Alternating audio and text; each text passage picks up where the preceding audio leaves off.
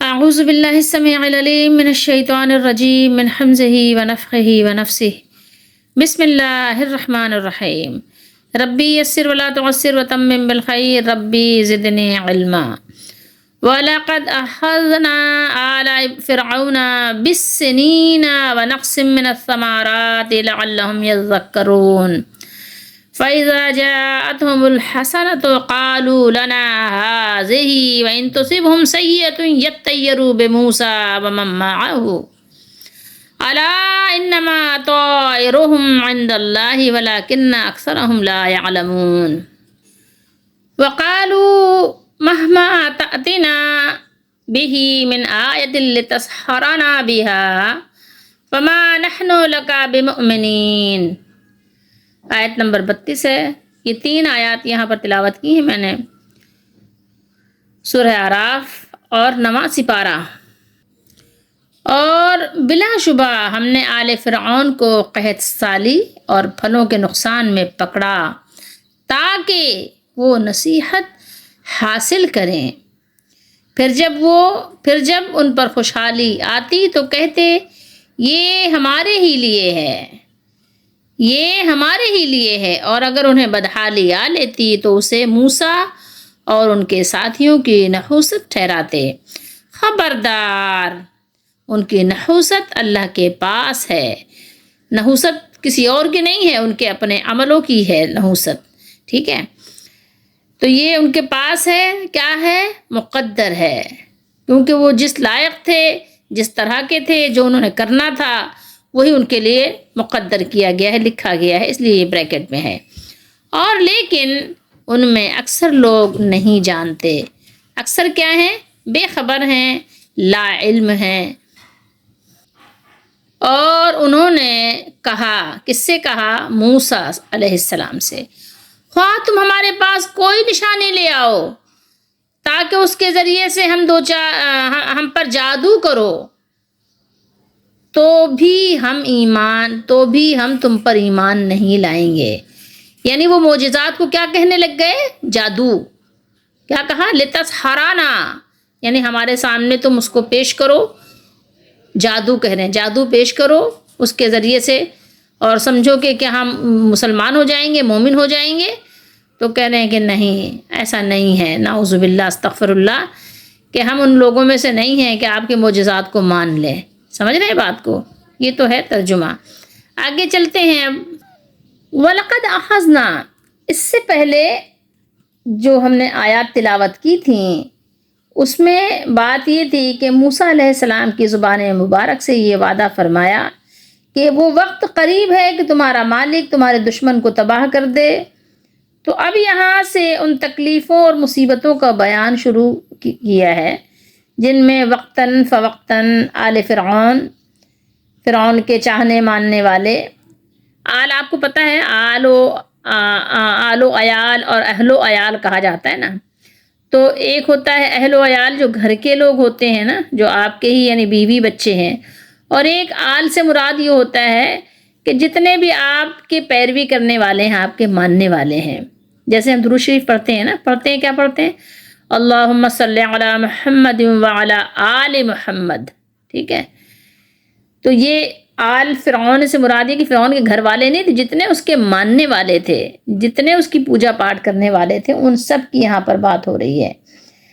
تو بات یہ بتایا یہ جا رہا ہے کہ بہرحال اب آل فرعون کا امتحان شروع ہو رہا ہے اور شروع ہو گیا ہے، اور یہ امتحان میں مبتلا کر دیے گئے ہیں، یہاں تک کہ آخر کار تباہ کر دیے گئے، تاکہ ان مشرکین کو کفر پر کچھ تنبیہ ہو جو بچ رہے ہیں، اور انہیں خبردار کیا جائے، بتایا جائے کہ دیکھو رسولوں کو، نبیوں کو جھٹلانے کا انجام کیا ہوتا ہے، سوائے تباہی، سوائے بربادی کہ اور کچھ بھی نہیں ہوتا۔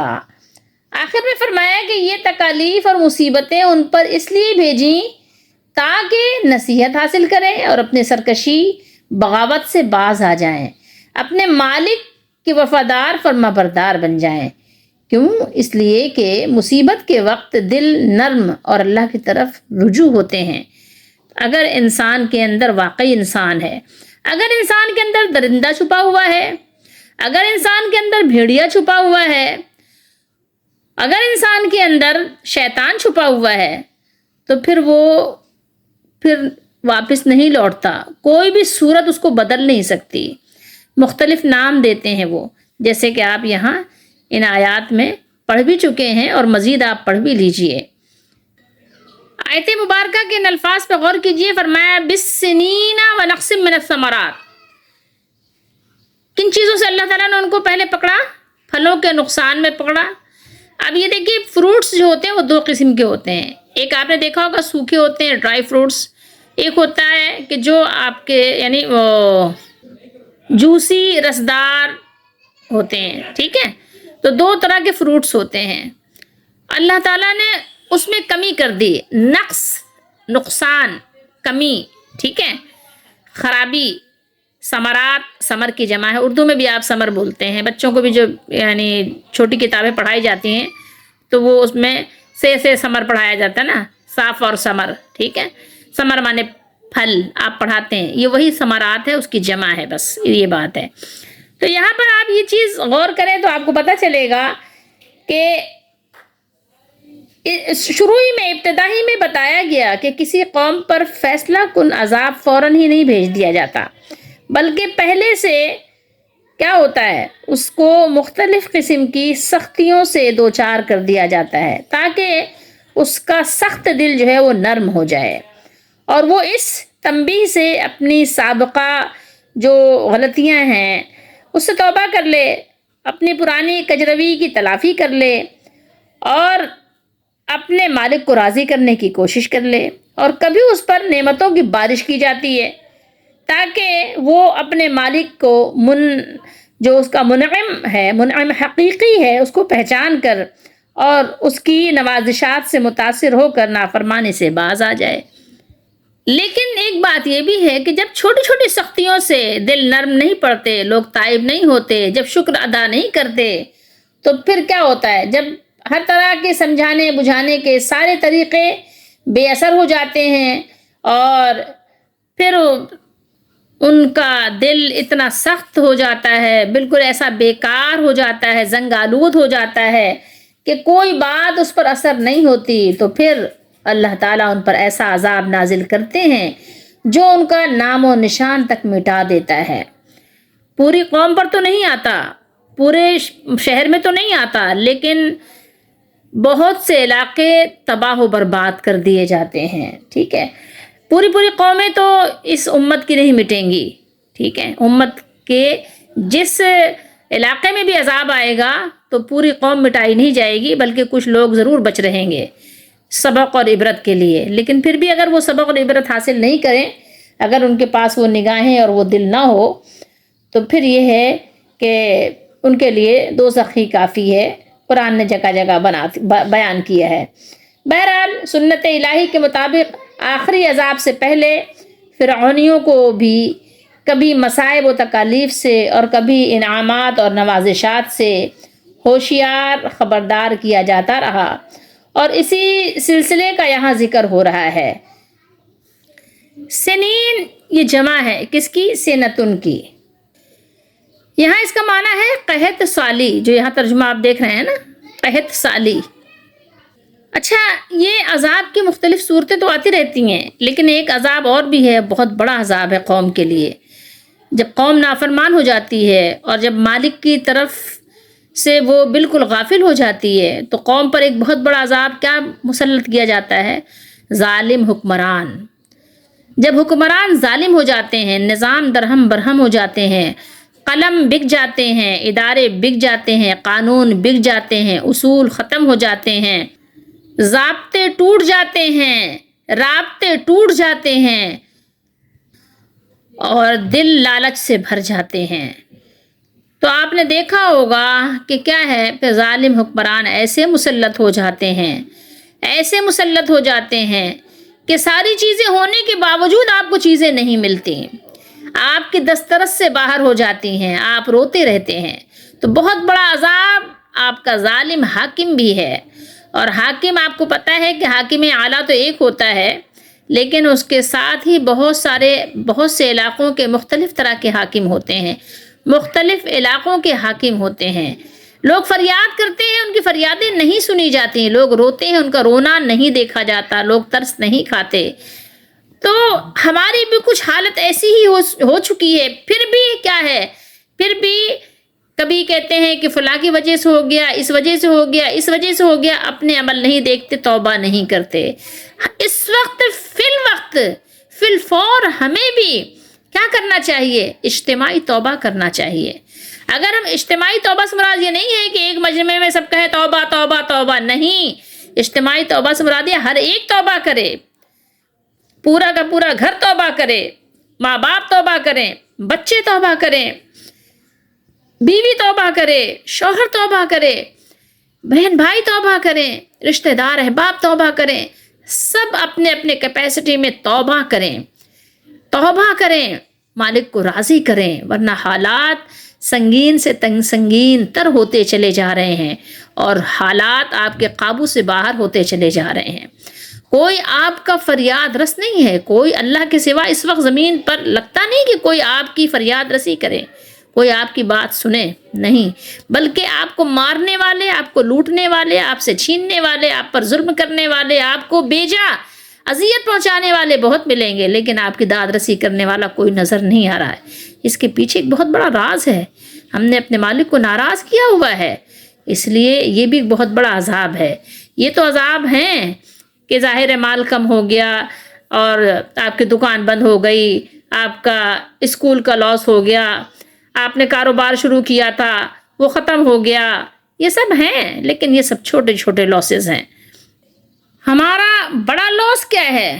یہ ہے کہ ہم اپنے جان، مال، عزت، آبرو اپنی وجاہت سے تہی دامہ ہو گئے ہیں، کوئی ہمارا پوچھنے والا نہیں رہ گیا۔ ایسی صورت میں ایمان خطرے میں پڑ چکا ہے اور ایمان ہاتھ سے جا رہا ہے، کیونکہ لوگ ابھی بھی تائب نہیں ہو رہے ہیں۔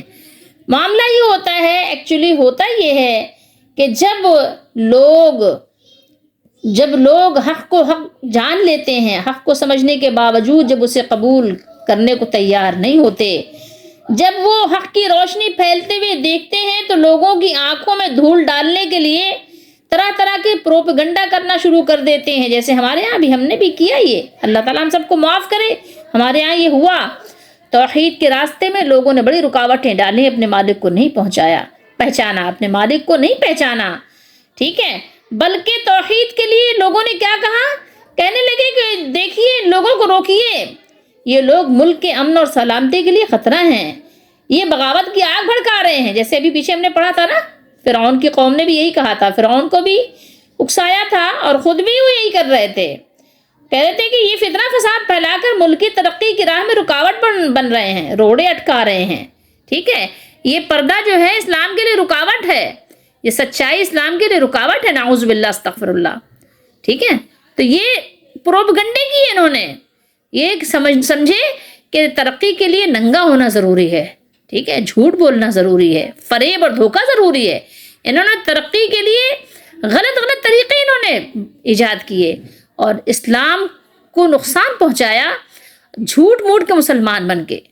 تو یہ سارا کچھ جو یہ عذاب ہو رہا ہے ایسے ہی نہیں ہو رہا ہے، توبہ کرنے کی ضرورت ہے، جبکہ معلوم ہونا چاہیے سچائی، پردے داری، اسلام پر عمل کرنا، یہ جو ہے خطرہ نہیں ہے، یہ تو امن و سلامتی کا ضامن ہے، ضامن، اسی سے تو امن و سلامتی آتے ہیں۔ پردہ رکاوٹ نہیں ہے، بلکہ پردہ کرنا کیا ہے، آپ کی دنیا کے لیے ترقی کا بھی باعث ہے۔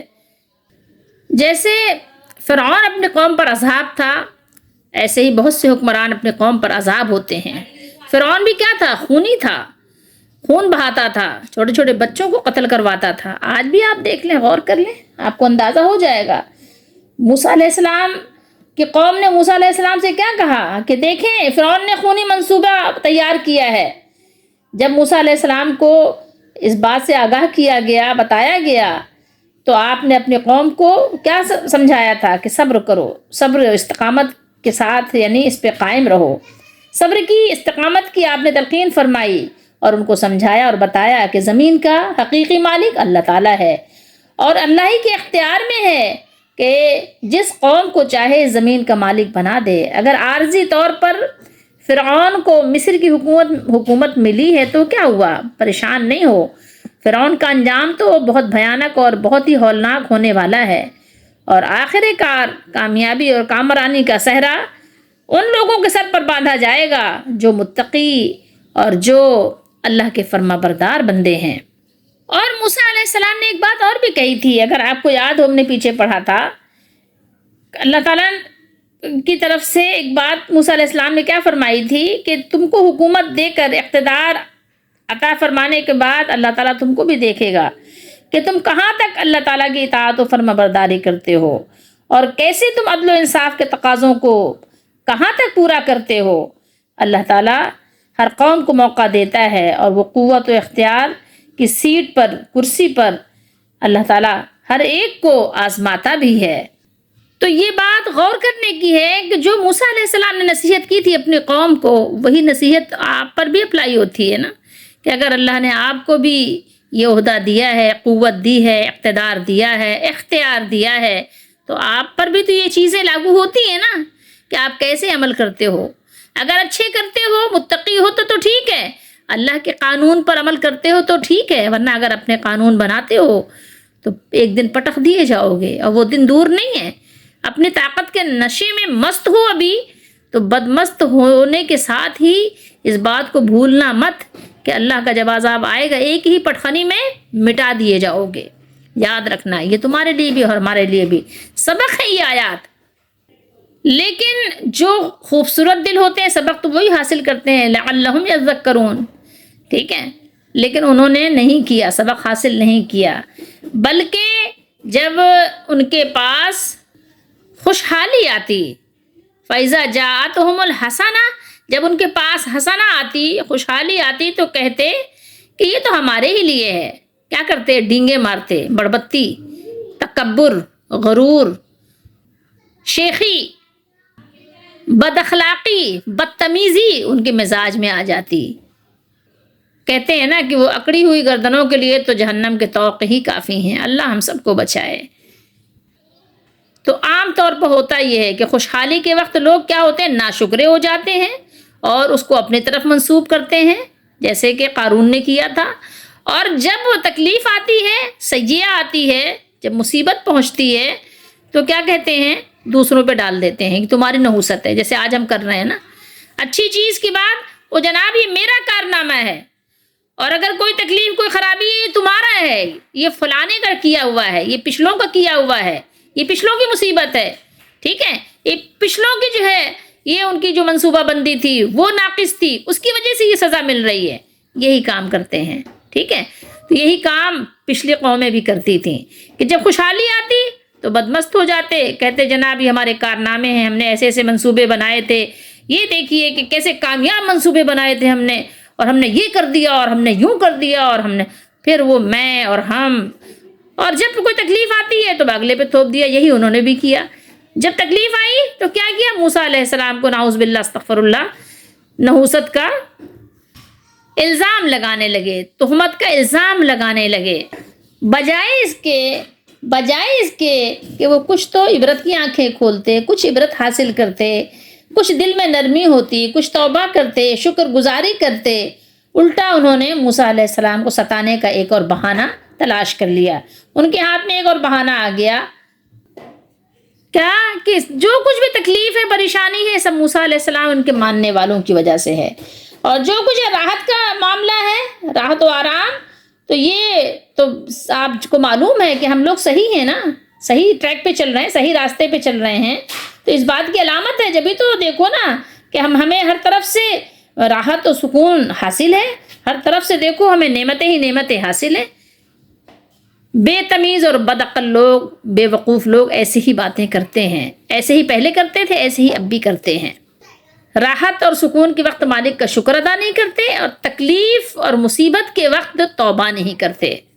آپ نے پڑھا ہوگا کہ طائر پرندے کو کہتے ہیں نا، تو اور طیارہ بھی آپ نے پڑھا ہوگا کہ چھوٹے جہاز کو طیارہ کہتے ہیں، وہ بھی تو اڑتا ہے، پرندے بھی اڑتے ہیں، لیکن عربی میں اس کا ایک معنی اور بھی ہے، بدفعلی اور بدشگونی کو تطیر، طیر، طائر کہتے ہیں، کیونکہ اہل عرب اکثر پرندوں کی آوازوں سے بدفعلی پکڑتے، اس لیے یہ لفظ طائر، طائر سے مشتق ہوا، ٹھیک ہے۔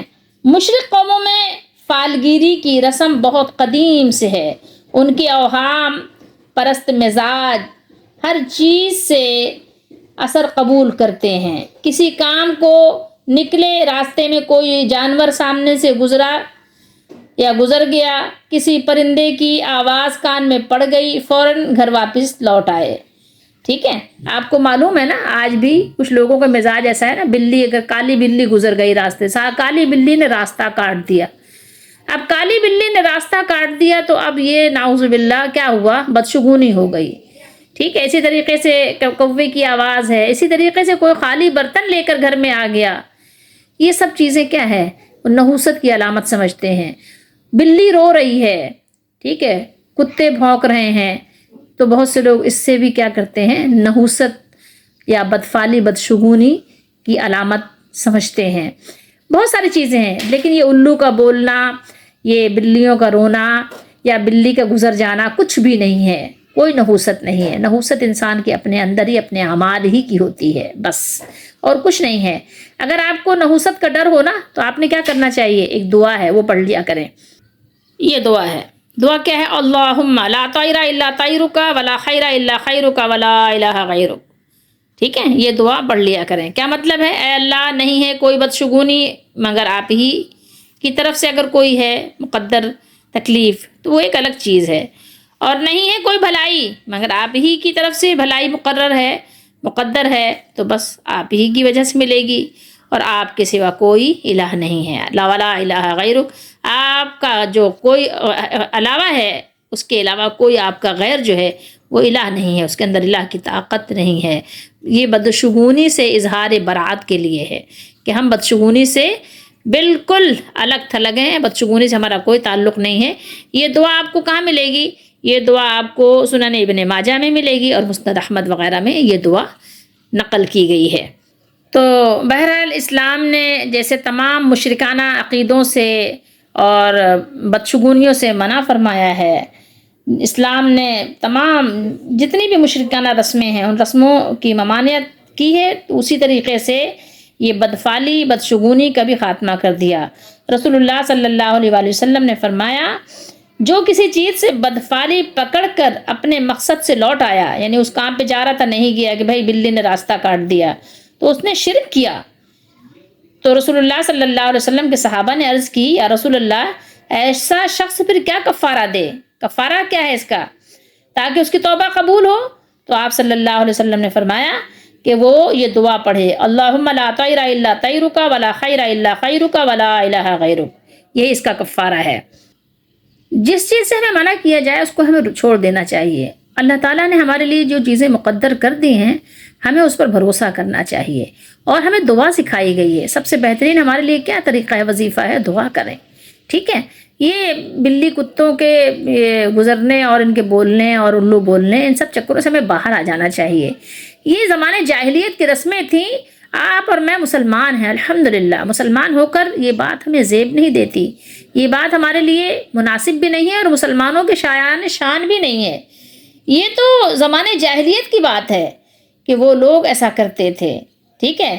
مشرکین کا طریقہ تھا کہ فال لینے کے لیے کسی پرندے کو اڑاتے، اگر وہ اڑ کر دائیں طرف چلا جاتا تو اسے نیک فال، نیک شگون اور باعث برکت سمجھتے تھے، اور اگر وہ بائیں طرف چلا جاتا تو کیا کرتے، بد فال، بدشگونی کا باعث سمجھتے تھے، نحوست سمجھتے تھے، ٹھیک ہے۔ یہاں یہ جو بات ہے نا، تطیر، یہ سب کے نزدیک ہی ہے، فال بد اور نحوست ہے، ٹھیک ہے۔ اپنی مصیبتوں کا باعث وہ کس کو سمجھتے تھے، موسیٰ علیہ السلام اور ان کے ساتھیوں کو کہتے تھے، ٹھیک ہے۔ شامت اعمال خود ان کی ہوتی تھی، لیکن نسبت کدھر کرتے تھے، موسیٰ علیہ السلام اور ان کے ساتھیوں کی طرف نحوست کو نسبت دیتے تھے، نحوست قرار دیتے تھے، نعوذ باللہ، استغفر اللہ۔ یہاں پر یہ جو ہے یتیرو، اصل میں ہے کیا، اصل میں یہ کیا ہے، تطیرہ یا تطیرو، یہ باب تفعل سے ہے، جس کا مادہ کیا ہے، طیرن، پرندہ. اصل میں یہ کیا تھا؟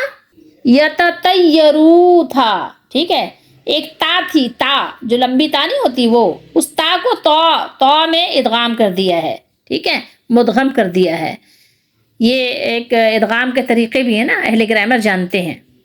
اور ایک چیز اور بھی ہے، جو کچھ ہم کرنے والے تھے اللہ تعالیٰ نے ہمارے لیے وہی لکھا ہے. اللہ تعالیٰ کے کرنے کی وجہ سے، لکھنے کی وجہ سے ہم وہ نہیں کر رہے ہیں، بلکہ جو ہم نے کرنا تھا اللہ نے اپنے علم سے وہ ہمارے لیے لکھا ہے.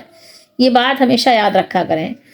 تو یہاں پر جو بات ہے یہ الا انما طائرهم عند اللہ، یہ دیکھیے، یہ سمجھیے، یعنی اس نحوست کا اصل سبب تو اللہ تعالیٰ کے علم میں ہے، اور خیر و شر جو کچھ ان کو پہنچ رہا ہے، جو کچھ بھی ان کو حاصل ہو رہا ہے، تمام کا تمام اللہ تعالیٰ کی قدر و قدر سے ہے، جو ان کے اعمال کے سبب ان کے حق میں لکھا جا چکا ہے.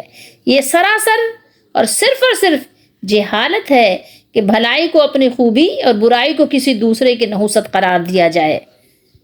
دنیا کی نعمتیں بھی آپ کو پتہ ہیں کہ بقدر ایفرٹ ہے نا. آپ اگر کہیں کہ ایفرٹ نہ کریں، ٹھیک ہے، محنت نہ کریں اور کہیں کہ میرے نصیب میں روزی جتنی لکھی ہوگی مجھے مل جائے گی، کوئی ایسا کرتا ہے؟ نہیں کرتا.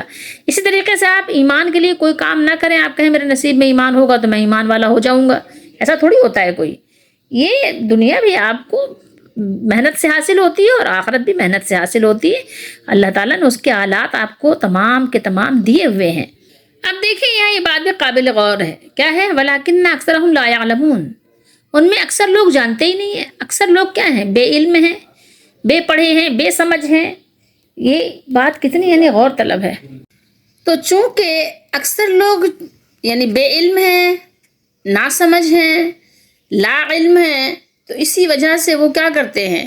یہی سبب ہے کہ وہ برائیوں کی نسبت تو اپنے سامنے والے کی طرف، کسی دوسرے کی طرف کر دیتے ہیں، اور بھلائیوں کی ساری نسبت وہ اپنے ہی طرف کر لیتے ہیں، اور اپنی تعریف میں بہت زیادہ رطب اللسان ہوتے ہیں، اپنی تعریف پر بہت زیادہ خوش بھی ہوتے ہیں. حالانکہ ایسا نہیں ہے. اگر ان کو معلوم ہو، اگر ان کے علم میں ہو، تو رسول اللہ صلی اللہ تعالیٰ علیہ وآلہ وسلم نے کیا فرمایا پتہ ہے آپ کو؟ آپ نے فرمایا ہے، میں نے آپ کو پہلے بھی سنائی حدیث شریف، اور ابھی بھی آپ سن لیجئے، بدشگونی شرک ہے، بدشگونی شرک ہے. 3 دفعہ آپ صلی اللہ علیہ وسلم نے فرمایا. ابو داؤد شریف کی حدیث شریف آپ کو کتاب الطب میں ہی مل جائے گی، پڑھ لیجئے گا. اور ہم میں سے ہر ایک کو کوئی نہ کوئی وہم ہو جاتا ہے نا، جس کو ہم وسوسہ بھی کہتے ہیں. کوئی نہ کوئی وسوسہ آ ہی جاتا ہے، کبھی برائی کی نسبت کی وجہ سے، کبھی بھلائی کی یعنی شیخی بگاڑنے کی وجہ سے کوئی نہ کوئی وہم ہو جاتا ہے.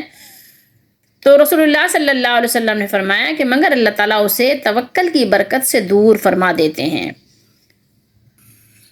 اور یہی لا علمی اور یہی جہالت جو اللہ تعالیٰ نے یہاں بیان فرمائی ہے، اور جس قوم یعنی فرعون کی قوم کا، فرعون کا جو حال بیان کیا ہے، اس کی وجہ بھی بیسک کیا ہے؟ ایسی جہالت کہ اپنے بڑے فائدے کے لیے بڑے فائدے کو چھوڑ دیا انہوں نے، اور چھوٹے سے تھوڑے سے فائدے کی خاطر. آپ سمجھ سکتے ہیں دنیا کا فائدہ کتنا تھوڑا سا ہے، دنیا کی زندگی کتنی تھوڑی سی ہے، دنیا کا نفع اور نقصان ختم ہو جانے والا ہے. کس کو نہیں معلوم؟ سب کو معلوم ہے. لیکن پھر بھی یہی بات تو تھی جو اللہ تعالیٰ نے قوم فرعون کی سرکشی، نافرمانی، حق کے لیے دشمنی اور باطل اور غلط پر اصرار کا ذکر کرتے ہوئے فرمایا ہے کہ انہوں نے پھر آگے کیا کہا کہ تم ہمارے پاس کیسی ہی نشانی لے آؤ، کیسی تم یعنی اپنی نبوت کی دلیل پیش کر دو، ٹھیک ہے، لیکن حال ہمارا کیا ہے؟ ہم کتنے یعنی بڑے کھڈ میں اور گڑھے میں گر چکے ہیں کہ اول تو اسے جادو کہہ دیں گے کہ تم ہم پر جادو کر دو اس کے نشانی کے ذریعے سے، ٹھیک ہے، مگر ہم تم پر ایمان لانے والے نہیں ہیں. ٹھیک ہے، انہوں نے کہا کہ تم ہمارے پاس جو بھی نشانی لاؤ اور جو بھی دلیل پیش کرو ہم اسے رد کر دیں گے اور کبھی بھی قبول نہیں کریں گے، اور نہ تم پر اور تمہارے دین پر ایمان بھی نہیں لائیں گے. آپ سوچ سکتے ہیں کہ ایسے جب انسان جہالت پر اتر آئے تو اس کا کیا علاج کیا جا سکتا ہے کہ معجزوں کو دیکھ کر پہچان بھی لیا، پھر بھی کہہ رہے ہیں کہ جو بھی معجزہ دکھاؤ ہم اسے تمہارا جادو ہی سمجھیں گے اور تم پر کبھی ایمان نہیں لائیں گے. آپ سوچ سکتے ہیں قرآن نے بیان کیا ہے، سورہ نمل میں ہم پڑھیں گے کہ وہ معجزوں کو سمجھ چکے تھے کہ یہ معجزے ہیں، یہ نبی ہیں، لیکن انہوں نے قطعی طور پر اعلان کر دیا کہ ہم ایمان نہیں لائیں گے، نعوذ باللہ. ٹھیک ہے، ان کی جہالت کا یہ عالم تھا کہ ہر حادثے کی نسبت کس کی طرف کر دیتے تھے؟ وہ موسیٰ علیہ السلام کی طرف کر دیتے، موسیٰ علیہ السلام پر ایمان لانے والوں کی طرف کر دیتے، اور اپنی شامت اعمال کبھی بھی نہیں دیکھتے. اور دوسری جہالت کہ اتنی نشانیاں دیکھنے کے بعد بھی کہ ان کی کیسی کمبختی کہ موسیٰ علیہ السلام کو جادوگر ہی کہتے رہے. کیا کہا؟ یہ دیکھیے نا، خواہ تم ہمارے پاس کوئی نشانی لے آؤ تاکہ اس کے ذریعے سے ہم پر جادو کر دو، یعنی ہماری نظر بندی کر دو، تو بھی ہم تم پر ایمان نہیں لائیں گے، ایمان نہیں لائیں گے. آپ الفاظ دیکھ لیں. کہا فما نحن لک بمؤمنین. نبی علیہ السلام کی زندگی اتنی پاکیزہ ہوتی ہے، اتنی مبارک زندگی ہوتی ہے، اور اس کے ساتھ ہی بہت ہی خوبصورت بھی زندگی ہوتی ہے، لیکن پہچاننے والے پہچان جاتے ہیں. وجہ کیا ہوتی ہے جو ایمان نہیں لاتے؟ کیا وجہ ہوتی ہے کہ وہ ایمان نہیں لاتے؟ یہ پہچانتے تھے، موسیٰ علیہ السلام کو پہچانتے تھے، ان کی صداقت کو جانتے تھے، ان کو شک نہیں تھا، ان کو یہ شک نہیں تھا کہ موسیٰ علیہ السلام نبی نہیں ہے بلکہ کیا جھوٹا دعویٰ کر رہے ہیں، ایسا نہیں تھا. آپ کی صداقت ان کے سامنے روز روشن کی طرح روشن تھی، آیا تھی، لیکن اس کو تسلیم کرنا ان کے لیے بہت مشکل کام تھا. اتنا مشکل کام تھا جیسے کہ آپ سمجھ لیں کہ سر کے بل چلنا کتنا مشکل کام ہوتا ہے نا، یا اس سے بھی مشکل آپ سمجھ لیں. یعنی اس کے لیے اتنا مشکل کام تھا کہ جس کو کوئی مثال نہیں ملتی. اتنا مشکل کام، کیونکہ دنیا ان کے لیے سب کچھ ہوتی ہے. آج ہمارے لیے بھی یہ مقام غور ہے. ٹھیک ہے، تو ان کا مقصد یہ تھا کہ اگر وہ موسیٰ علیہ السلام کو نبی مان لیں گے تو وہ اپنے ناجائز اختیارات اور مراعات سے محروم ہو جائیں گے.